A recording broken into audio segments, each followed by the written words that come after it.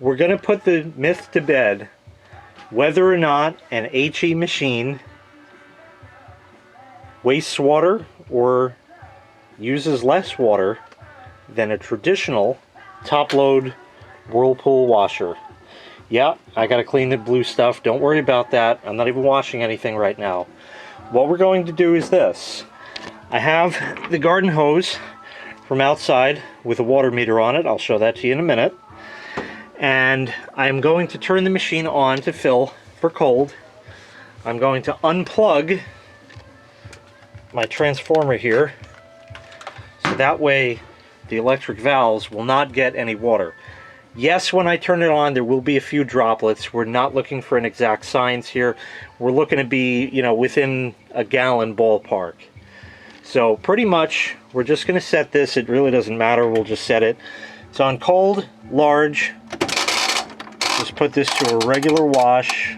I'll put it even right there. And we'll turn it on. And now I'm going to give the machine power, which is right here.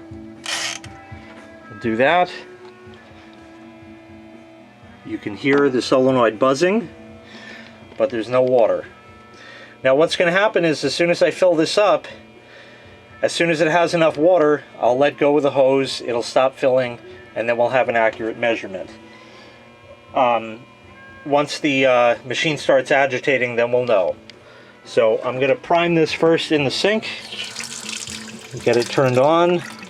It's still at 0. And here we go. We're just going to fill it like this. Now, you probably aren't going to be able to see the gauge too well. This is the lighting I have. I'm sorry, but this is what I got. We're counting up. I think it's reading just about a gallon now. So I'll come back in a bit after this fills. Okay, we're still filling. I'm going to just check in periodically. And currently it looks like about 8.5 gallons just rolled over. So we'll let it continue to fill. We are at the approximate halfway mark and about 14.6. Maybe it's a little more than halfway, but we'll see. Okay, we're still filling, but we're getting in the home stretch. I can't read the meter from where I am right now. It just hit 20.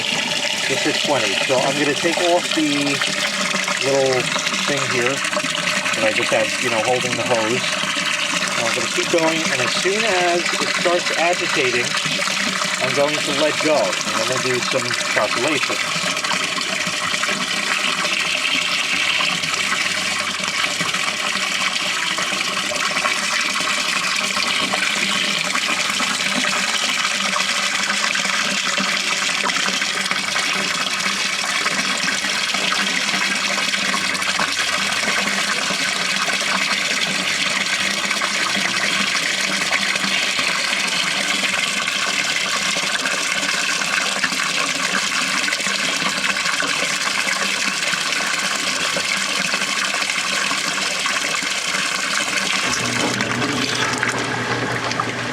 What's the final number?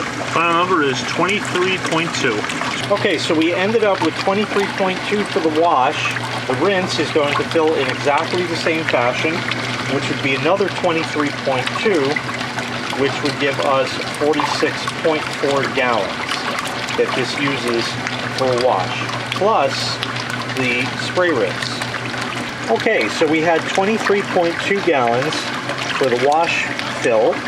The rinse fill is exactly the same. It fills up in exactly the same fashion. So that again would be 23.2. That gives us a total of 46.4. Then we have the spray rinses. Now, the best I could do for you on that is guesstimate, but we'll try to come close. Okay, we're just draining out the water that was used to fill the machine. We've advanced the timer over to the rinse, still using the water that was in here, so we didn't waste all that water. We used it twice, actually. And what we're going to do is I have the water transformer plugged back in, so this will fill on the spray rinse. I'm going to turn the hose on and off as I see the water come in and stop. And that way we'll get an approximation. Again, we're not going for scientific measurements. Here we go.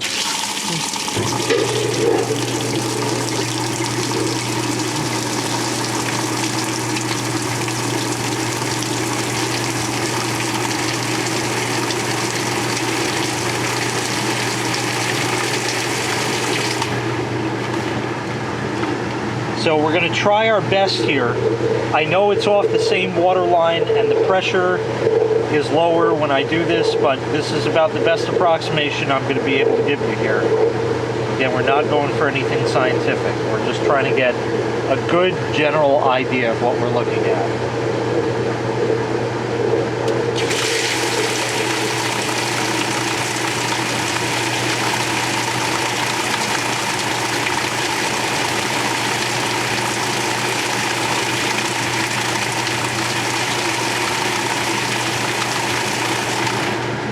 Okay, and that water usage was another 1.6. All right, now let's crunch some numbers. Okay, using some non-common core math on a scrap piece of Post-it note that don't stick anymore. The wash was 23.2. We multiply that by 2 because of the rinse, gives us a total of 46.4. The spray rinse was a total of 1.6, that's 0.8 per spray rinse, so 0.8 plus 0.8, or times 2, is 1.6, and that adds up to 48 gallons total. Now, I'm going to show you a clip from my buddy Michael Gegsnow. He has a high-efficiency washer. He did the same water meter test. I don't know if his machine offers a spray rinse or anything like that, but he did the same thing that I did here. I filled it once and multiplied it by 2. Okay, I'll put that clip in here now.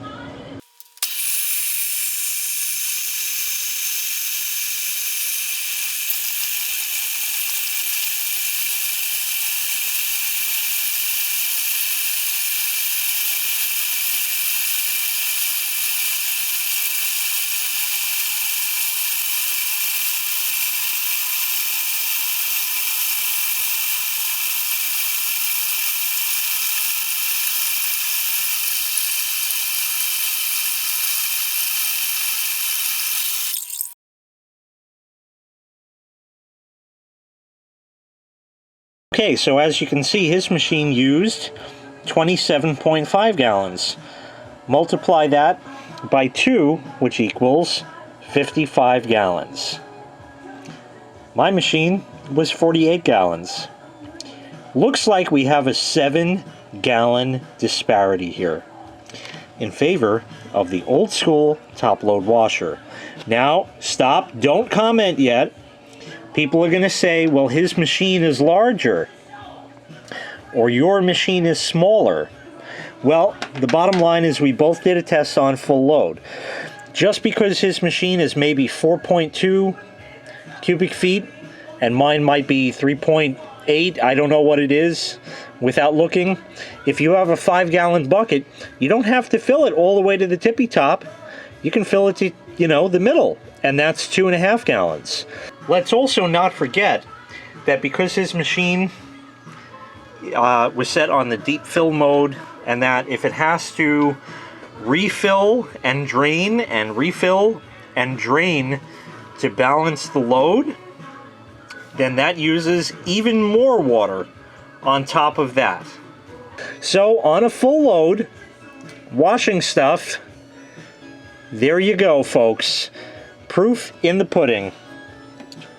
The top load old school plain Jane washer, which was this one here, your old standby that was there for many, many years, uses less water than an HE machine.